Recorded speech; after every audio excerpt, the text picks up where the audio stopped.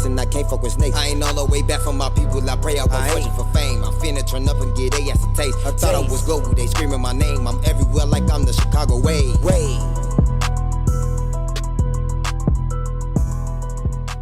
All right, so let us know who we got in the Chicago way today. We have your girl Sisi Dior. Mm-hmm. Black Swan. Black Swan. Yeah. How you doing? Good. Yeah. Like you been working today. You been rapping? I was rapping like a little earlier this morning. Like I was in the studio last night up until about 4 in the morning. So I guess. Well, they say rap is like a little sport. And it's also like a little workout because depending on how long you do it, you get tired, you got to think. It's like a little fun game. But it's also a challenge. You would say so?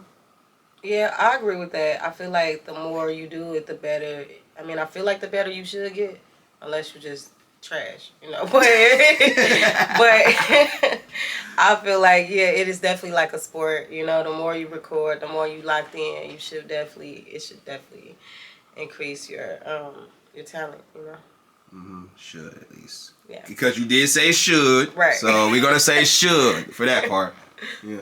Yeah. Welcome to the wave. And there's other interviewers, cameramans, platforms you could have hopped on, but you hopped on ours. So we're more than happy to have you. So thank you for being a part of this. For sure. Welcome to the wave. So all right, let's get started. Black Swan.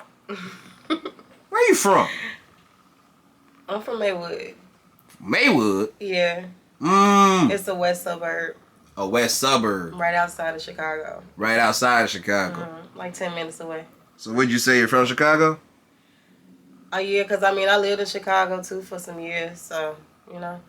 And then I feel like, too, like a lot of people that's in Maywood, that live in Maywood, a lot of people come from Chicago, so it's like... It's like a part of out west, you know? A part of out west? Yeah, it's like an extended part of out west. So Maywood's like the out west cousins? Yeah, exactly. Alright, so... That's like... Alright, so anyone from Maywood watching this, what's up, cuz? Nah, it's for real. But, see, I don't got much experience in Maywood, so... And I'm pretty sure a lot of people who is from Chicago and not from out west don't understand what it's like being from Maywood either. So, but they might hear things here and there. So, what was it like growing up there for you? It's like, you know, it sounds like a suburb. It is a suburb. That's what they say. That's on paper. That is a suburb, but it's not like pretty. You know, it definitely. I grew up. It was fun, but it's definitely. I lost friends. You know, I lost family members. I've been, like, my sister, she almost got grazed in the head by, like, drive-by. Like, it was, like, real, like, rowdy out there, you know? Yeah, and it's only 21 blocks, but it's, like, every game in 21 blocks, so. Sheesh. Yeah, so. They right next to each other? Yeah, like, you got the BDs up the street, you got the Folds right down the street, the GDs couple blocks up, you know, like. You make it sound like a 63rd and an O block situation. Yeah, it's kind of, that's what it was, but it's just in Maywood, it's just in the suburbs. So they all like that close? Like you could just walk over them? Yeah. It's just, like, you cross a certain street, you in a certain territory. For the west suburbs, it sounds a little treacherous. It is true. Well, the nickname for Maywood is MurdaWood. Oh, that's a nickname. Yeah. MurdaWood. Yeah, it's nothing to be proud of, but it's definitely, yeah, they definitely put a lot of work in. So would you say MurdaWood isn't something to be proud of, like how Chirac isn't? Yeah, exactly. It's nothing to be proud of, but it's what goes on, you know? All right. I really just learned something right now. I had never heard of MurdaWood until today. So Really? you just introduced me a little bit to some Maywood culture. You do your history. It's a lot of unsolved murders out there, for sure. And I have posted Maywood artists before. Shout out 700 Legend on Instagram. I'm going to put you onto him later, but he's someone I promoted from time to time. Yeah. Oh, that's cool. Heavy representative, if you ask me. Yeah. But that's for another time. But back to you, Sisi. So, how old were you when you spat your first rhyme? I think I was probably like 10, maybe 11 or something like that. You said probably. Yeah. Okay. So what grade were you in when you started rapping? Well, it was in the summertime, so it was in between going to a certain grade. I think it was like maybe the fifth or sixth grade, one of those. I think it's the 5th grade. All right, that's a fair answer. Yeah. Answer. So, in between summertime of graduating 5th grade, transitioning into 6th grade. Yeah. So, all right, that's a nice way of saying it. Like all me right. and my friends, we thought we was gonna be in a group. We thought we was like Dogs. TLC or some shit. I thought I was left out, you know. So of course I had to be the rapper of the group. So that I wrote my first rhyme. All right, your first rhyme. Mm-hmm. So, would you say that's what led you to start rapping? I always loved music, you know. Like I always been a music person. I halfway grew up in the church. Like when my father and my mother was together. They used to. My mother was a church going woman, and my father was too. So they had me in church. So I ain't, you know, not to be shady, but I ain't really used to pay that much attention to the preacher. But I used to love the band and the choir and the drums and like the music that was going on in the church. Like that always like drew my attention. So I always just been like a music person, regardless. All right, and you say church, so Christian or Muslim?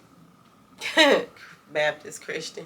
All right. And the reason why I ask is because currently in Chicago, and I like to thank Tay Savage for this, but it's been a lot of heavy influence on the Muslim religion. So Yeah. I just wanted to, like, when people say, sometimes people don't know when you say God, there's other religions may have a different perspective on who God is. So That's true. it's like, when I ask, and mostly in Chicago, it's either Christians or Muslims, to my knowledge at least. So I just want to get that cleared out.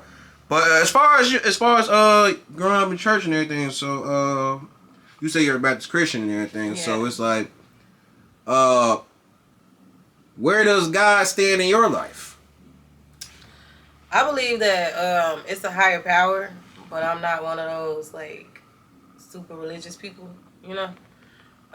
It was things that happened to me in the past where I just was like, I don't really know if like it's a God for real, you know. I know that sounds crazy, but it is what it is. Have you talked with your religious? Well, I don't want to speak and label them, but you would label your parents religious, right? Yeah. All right. Well, have you ever talked to them about questioning your faith? Well, my mom's not here, so I can't talk to her. You know. Not here, as in. She's passed away. Oh. Yeah, so she's not here, and my father. I don't want to talk to him about that. Me and him probably get into it for real. Type stuff. Yeah. Sorry for the loss of your mom. How long ago was it? If you remember. Years ago. It's been at least she died in '98. So. Dang. Yeah. Well. To this day, well, before or after the passing, I'm pretty sure you would say she supports you with everything you do, right? Yeah, definitely. She the one that gave me my nickname, Sisi. Oh, is that so? Yeah, that's why I kept it. Oh. That's why I kept Sisi. She the one that nicknamed me Sisi.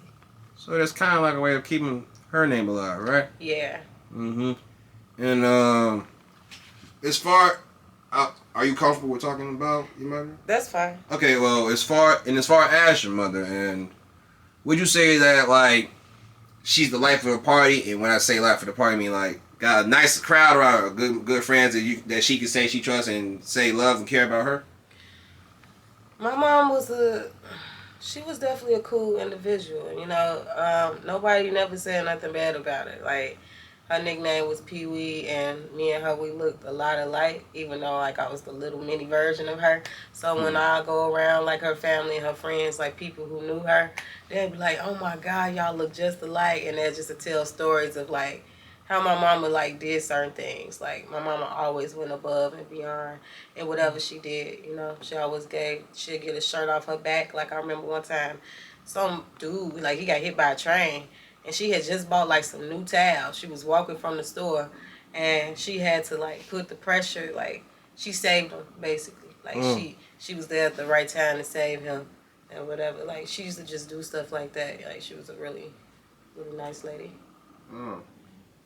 So, would you say she was probably aiming to be a doctor around those times? She always wanted me to be a nurse, but she never ever told me what she wanted to do. She had 3 kids, you know, and back around that time, you know, it's kind of a struggle when you have that many kids. Like, you may have a dream and an aspiration to do things, but if you're not in the right situation or if you're not around the right environment, it's not really gonna, you know, make you want to do it. So I won't say that she got the opportunity to do that. Oh, well. She did graduate high school, but like she didn't go to college, stuff like that. But she wanted me to be a nurse. Like, she used to always tell me that, like, be a nurse, and I'm just in my head like, I don't want to be an artist. I never told her that. But you never told her. I never told her that, but in my head when she used to be like, you should be a nurse, I'm just like, that ain't what I want to do, you know. Oh. I just do that, like, just growing up as a kid. I know I don't want to be no nurse. But I do feel like I am a nurse, though. But, like, not a nurse as far as, like, what's at the hospital. But, like, if somebody's sick, I know how to make certain, like, concoctions and stuff like that to help people. So you can save someone's life if given the opportunity. I don't know about that. I'll try. Hey, I'll just put it out there because some people say nurses can save lives better than doctors can. So I'm just throwing it out there. If a person was sick, I know how to make certain concoctions, like certain teas and stuff, like herbal teas, and like mix certain herbs and spices up to like get rid of that illness, like that, stuff like that. Okay. Well, you mentioned having siblings, and at least I want to say so because you said your mother did have 3 kids, if I'm not mistaken. So, you happen to be the oldest? I'm the middle child. Oh, middle child. Yeah. Like J. Cole. Shout out J. Cole. Shout out J. Cole, right. A lot of people need to start listening and looking up to him. But that's a different topic for a different day. Miss Middle Child, if you don't mind. How are your siblings taking? Are they still in your life? My sister is. Oh. Well, as far as her, how does she still lives life? Because you say your mother passed in 98, so it's like... And it's 2023, so it's like... That's a long time ago, right? Yeah, so I'm pretty sure it's not easy to still live on and deal with as time goes on. So you know, it gets hard, especially around like certain holidays. You know, birthdays, Christmas, Mother's Days. You know, stuff like that. Yeah. So times where you should be spending time with your mom and stuff. Yeah. Like, that's when it be hard. But besides that, you know, you just gotta keep living, because if you don't, then it's like you just can't waste away. You know, I be feeling like when people passed away, you shouldn't try to waste away with them. You know, they don't want to be where they at. So, like, why would you, like, be still here on earth wasting away because of, like, you missing, like, you... It's okay to grieve, but, you know, you can't die with that person. You know, that's what I feel like. Makes sense. Yeah, some people die with certain people, and I don't agree with that.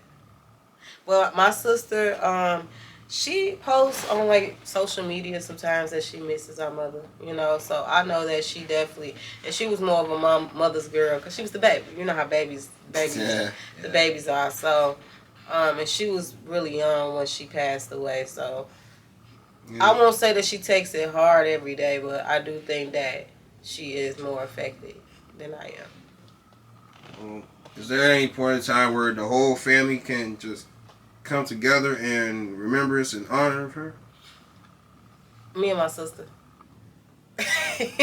Well, how long has it been? Ever since then, or how long, or a short amount of time than that? What you mean? Like, how long has it always been just you and your sister coming together? Well, me and my brother, we had a difference. You know, some years back that he still hasn't apologized for it. So until he does, then we won't talk. So we haven't spoke for like 4 years now. Well, would you... I'm pretty sure, from what it sounds like, you said he still hasn't apologized for it. So, like... But, so, do you... What I basically want to ask is, do you feel like, even no matter how, even if it's 12 more years from now, like, would you still be open to like just talking to him or reaching out to him first, because like who knows if maybe he thinks you might not want to hear an apology from him. I have a forgiving heart. I do have a forgiving heart. I've had friends that I haven't talked to for like 5 years, and we just like got back cool, long as it's like ain't no death involved, or like you ain't over like put my business out there, or, like do some weird, like something super weird, like steal from me or something. Like we could always like words and stuff like that. That's minor in my opinion. Like I'm grown as hell, so it's like words is minor as hell. If it wasn't no bloodshed, if nobody got hurt, and it wasn't nothing super serious, I'm always open for like apology or like calling it a truce. But I just feel like as far as with my brother, he did something to like my cousin, which we were all really close, and he was trying his hardest to apologize to her. Like trying to hit me up, trying to get them to like link so that he could tell her how he feel. And I just feel like the energy not the same for me, and like I'm your sister, And I took you, and I got you out of a jam, and he know the jam that I got him out of. I ain't gonna overspread it. Yeah, I wouldn't want you to be putting too much. Yeah, exactly. Like I ain't gonna overspread it, but I got him out of a jam, and he know the jam that I got him out of. But I'm not one of those people that talk about something that I do, like I did this just to throw it in your face. So it's not that, but it hurt my feelings, So it's like my feelings kind of hurt behind it. So hopefully if he hear it, I'm always open for an apology. I definitely don't feel like I'm the one that should apologize because I ain't do anything in that situation. So. I mean, true. Well, like in most family situations like that, it's like I understand where you're coming from, and I'm glad you said that words is minor, because in Chicago people take words to the extreme. Yeah. And that's very horrible, disgusting flaw of the city. And maybe not even just in Chicago. It's probably something that goes on in every other city. But yeah, a lot of people take words to the heart, and I'm just glad to hear that you don't. But overall, overall, I'm glad to hear that you're willing to reconnect, because if there's one. Now I'm not going. It's about you, not me. Why am I talking like that? But overall. As far as this goes, the whole family can still reunite and rekindle if everything comes together, right? Yeah, I'm always open to that. I'm not one of those people that like to be separated from, people that I care about. So I've never been that type. Yeah. I've always been a togetherness, and like I feel like to be unified is to be stronger. Mm-hmm. Yeah. Well, in closing out this discussion, remember, if there's one childhood memory or memory in general or lesson you learned, or anything positive about her that you learned from over the years that you will always cherish forever and the whole world can know about it, what would it be? My mama used to always drop gems, and she just always told me not to trust like certain men and boys. Like she was just like, they gonna tell you what you want to hear to get what they want out of you, and like it always stuck with me. Yeah. Well, as a man, and speaking for men, sometimes it works the other way around. But that's a whole debate for a whole different day. We ain't gonna talk about that. But overall, I like to give my condolences. Well, even though this was long ago, this is not something that's easy to just brush off your shoulders. So right. I still like to send my condolences and prayers for you and your family. Thank you. And rest in peace to Pee Wee, was it? Yeah. Rest in peace to Pee Wee. Just being sincere here, and honestly, I'm not making a joke out of it or anything, just in case anyone want to say something in the comments or something like that. But all right. I feel like it was sincere. Yeah. I try to. Some people. Bloggers is often put in the wrong direction, and they see all the known bloggers do this, and they like to throw me under that category. So And the thing is, I try to show everybody, and people don't get it sometimes. So I just gotta make some things clear sometimes. They always just got something to say, right? You know? Yeah, and it's like, bro, if you niggas was bloggers, you would understand half the shit I go through trying to do this shit for y'all. But this ain't about me. This is about CC. So I'll talk about me a different day. Okay. I'll probably have to edit that out, but I'll see. All right, back to you, CC. And you with everything else surrounding you.